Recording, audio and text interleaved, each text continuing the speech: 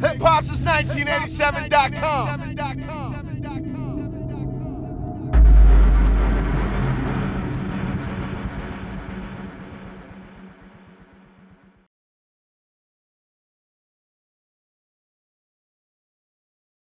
Terrell Thomas, we're live right now, Atlanta, Georgia, Street Execs Studios, and I'm with a brother who I've been watching your movement for some time, watching you grow in this music business, not only as a producer, but as an artist. You're doing a lot of things in hip-hop, in the Christian hip-hop realm. Goes by the name of Mr. 217. How you feeling today, man? I'm feeling good, man. Always I'm feeling good, especially when I'm with my boy right here, you dig? So talk to me, man. It's been a dope journey with you so far. And as I mentioned, we're live right now at the Street Execs Studio. So talk to me a little bit about your relationship with the Street Execs and how you two came together to start doing business together. Okay. I can hold the mic or what? I got you. Okay, you got me. Look, okay. So look, man. So look. I actually was an intern with Street Execs in 2014. Okay. And it wasn't even, I think I was one of the first ones. Like, I wasn't even called the intern. That's how new it was. Like, I was just, I came in with Bankroll. So I was doing Bankroll's video, handling his Instagram on the road with him. And that's how the working relationship came. I was doing a good job with Bankroll. They was like, who your cameraman is? You know what I'm saying? So came in as a cameraman under Street Money and Street Execs. Then I started doing a lot of different stuff. Like, you know, I started going on the road with Travis Porter. You know what I'm saying? Doing their video stuff, making video clips for them. And, yeah, that's how I came with Street Execs. Then, you know, of course, walked in. Then, you know, the whole Travis Porter tape I did. Then 2 Chainz. So I came in as an intern. Then, you know, started working as a producer. After, you know, Bankroll passed, I went my own way, trying to find out what I'm going to do with my life. And as I started making music, you know, like you said, I changed my content of my music. And I was doing that by myself for about 2 years. Then, just about a couple months ago, you know, I just wanted to take my music to a different level. You know what I'm saying? I needed more guidance and structure with my career. Okay. So I hit up Street, you know what I'm saying? I was like, man, can I come show y'all my new project I'm working on? They was like, come on. You know what I'm saying? So I came over, played a couple songs for them. They was like, man, this is dope. What you want to do? I was like, man, I need help me. You know what I'm saying? So it's like, man, we got you, man. It's always been family since day one. I've never had no problems with Street. They, even working as a producer, they always paid me on time, what I needed. They make sure, like, it's nothing, like, we a family. So for me to just come now and they helping me out and we in business now, it only makes sense. You feel what I'm saying? So it's more of a family than anything, you know.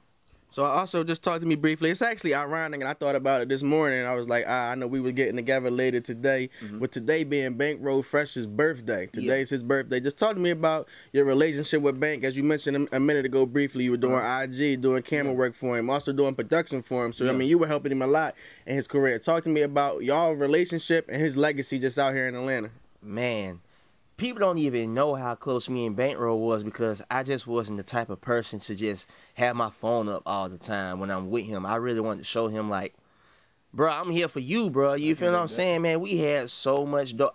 Now thinking back, I was like, man, I could have had my camera out a little bit, but we spent real time together off the road, outside the studio. Like, I remember when he first got his car fixed. I was riding around him just to, you know what I'm saying, get his car out the shop.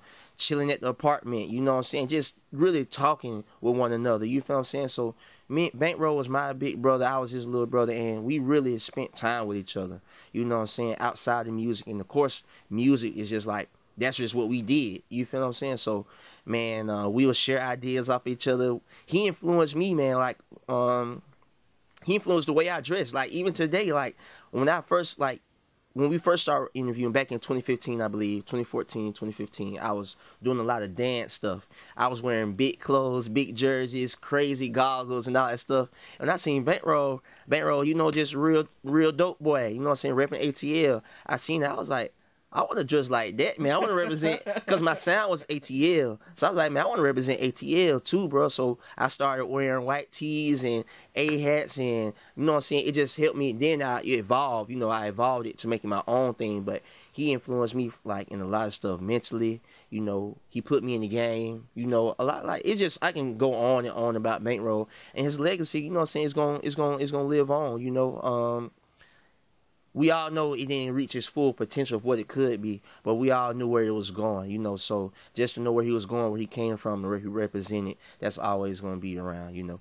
Well said. I definitely like how you said that, and it's very true. It's like, you know, we met in that round doing a lot with Bank, and whenever I saw Bank, I would see you, and he always spoke highly of you and where you were taking your career to.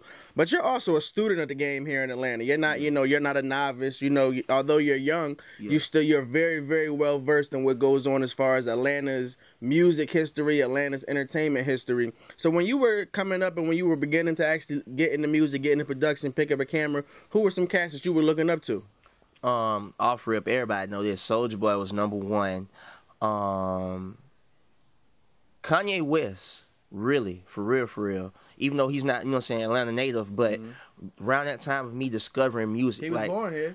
He was? Yeah. Oh, dang, you know what I'm saying? Well, around that time when I was discovering music for myself, you know, when you're a little kid, you listen to what your parents listen to and stuff, but when the internet, like, when we got a chance to get on the internet for ourselves, we started exploring what we like. So, Kanye was the first album I ever owned. Okay. I was 10 years old when I got College Dropout, 5th grade. You feel what I'm saying? And that was my first CD that I owned. He influenced me. Soulja Boy, Lil Jon. Lil Jon influenced me, man, so much. I dressed up as him for career day. You know what I'm saying? Like, you dress up what you want to be. Everybody dressing up doctors, lawyers, police officers. Man, I came to school like Lil Jon, bro. You can ask my teachers. But yeah, so those are people I was greatly influenced by. Yeah, Dallas Austin. I like Dallas Austin a lot because of the things he did with the bands and the music and stuff like that. So, yeah, I studied a lot of people. Now, you're moving into a new realm as far as gospel hip-hop is concerned, or Christian hip-hop is concerned. But before we break and branch off into that, just let our audience know a little bit of your history and some of the songs you produce, because I don't think people will actually realize how dope you are and how many hits, how many jams they're rocking out to in the car or in the club that you're actually the mastermind behind. For sure, man. Let's take it to the top. I really popped off with Drop. 2014 Freako Merlo Drop, the Drop dance. Like, I'm big in the Atlanta dance community. Like, we got the kids on lock. So I did Drop with Freako and Merlo. After that, I did my own song, Strong on Flex, and Strong on Flex was going crazy for a little bit. Then I did Walked In with Bankroll. Then that led me to do El Chapo Jr. for 2 Chainz. I did a whole Travis Porter mixtape, SAQ. I think the most popular one off that was Re-Up by Travis Porter. Then I started doing stuff with Lil Pump. I did stuff with Lil Pump, Back, Iced Out. What else I got?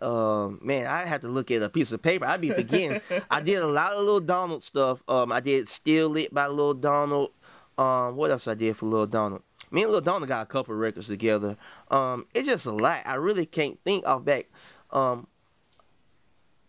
I got a couple records that's been syndicated in a lot of movies and films, and that's with Bosco and Speaker Fox. Shouts out to them, and that's with Fool's Gold. So shouts out to Fool's Gold. They doing their thing in that music into those movies and stuff. Cause the songs I did with Speaker Fox and Bosco, they in like 7 movies and TV shows. You know what I'm saying? So shouts out to them. But I got a lot of stuff, man. Like a lot of records. You know. So talk to me and let me know when and what made you decide to journey off and to branch into Christian hip hop and to go that realm and kind of, I don't want to say change your perspective, but you know, this is a new you and this is a different you than what your audience and your fan base is used to. So what made you decide to actually, you know, involve God and the spiritual likings more into your music and your sound?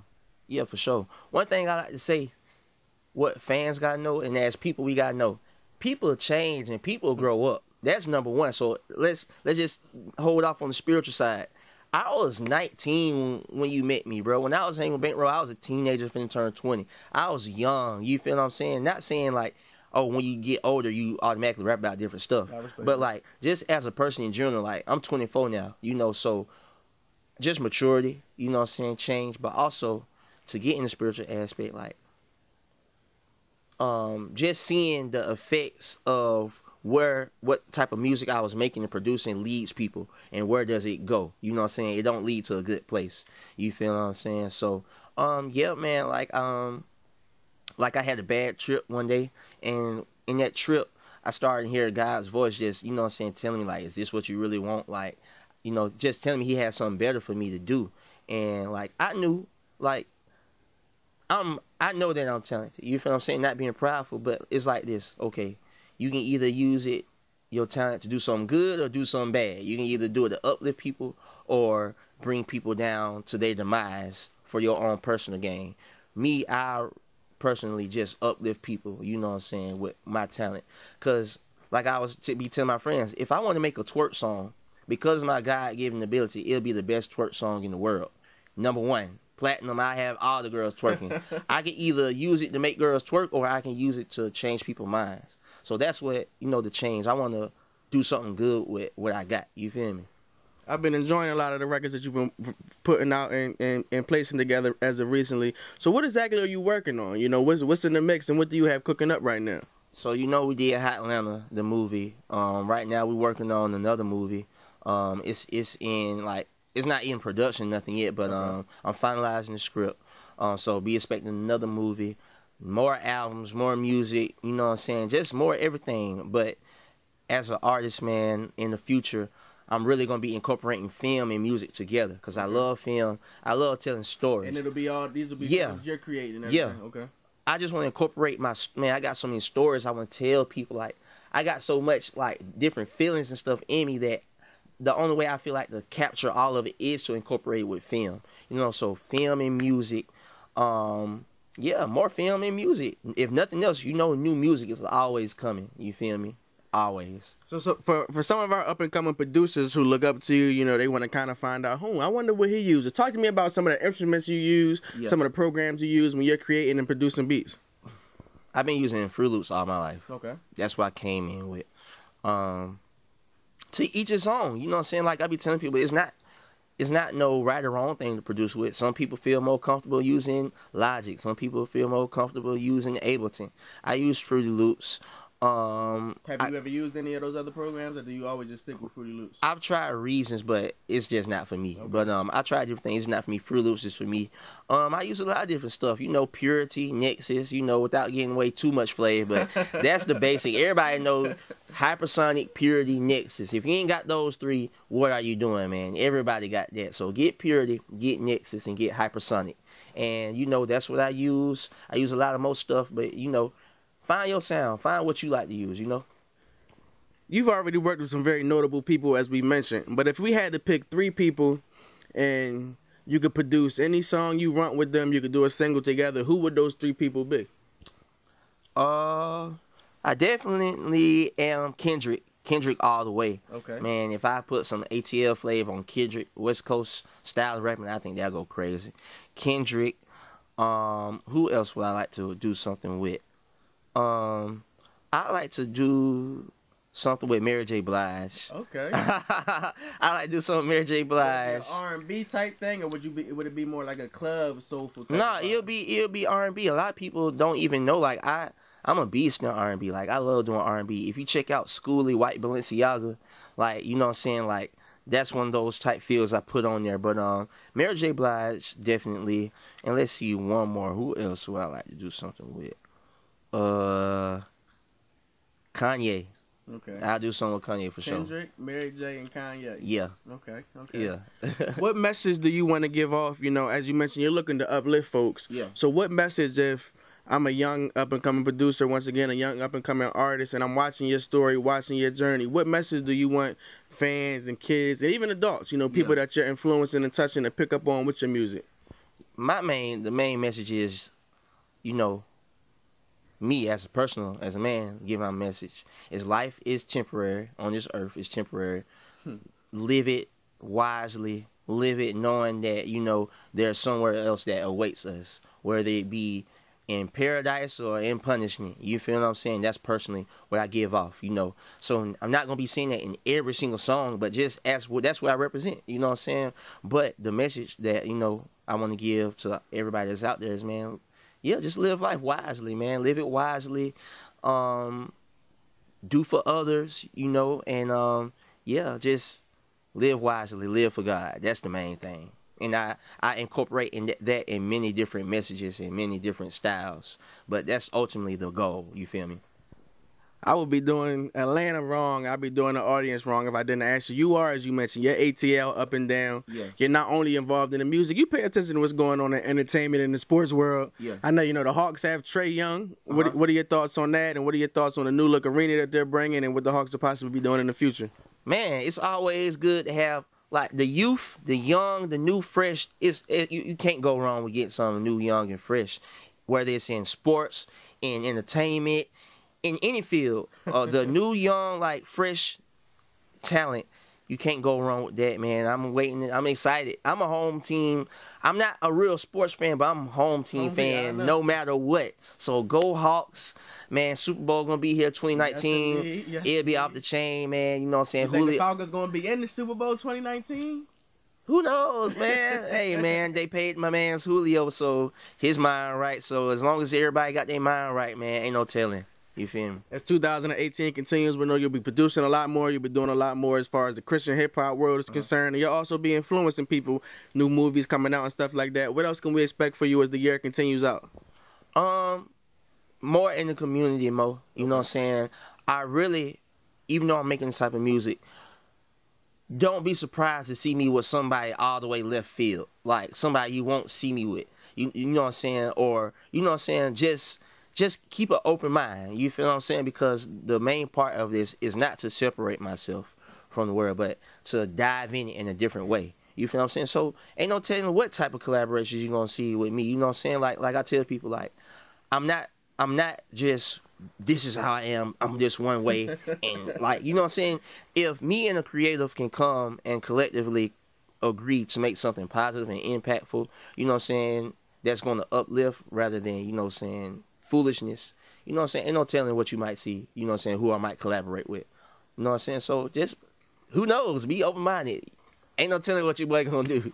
You feel me? Terrell Thomas, we're out here once again in the Street Execs Studios. I'm with the one and only Mr. 217. Let our audience know where they can check you out on social media, where they can check out some of your music so they can stay in tune with everything you got going on. 217 ATL on my Instagram. That's where I be at. I don't be on Twitter. But if you want to see what my team be tweeting out, go follow me on Twitter, 217 ATL. My YouTube jumping off the chain. I got a lot of stuff on YouTube. Mr. 217 Official is my YouTube. SoundCloud 217 ATL. Spotify, iTunes, Apple Music, all my stuff. Mr. 217. That's how you can keep up with me. Appreciate you, man. Thank you. Thank you. Keep being great out here. Pay attention to what this gentleman has going on. We'll be bringing you a lot more from Mr. 217 and the Street Execs. Indeed.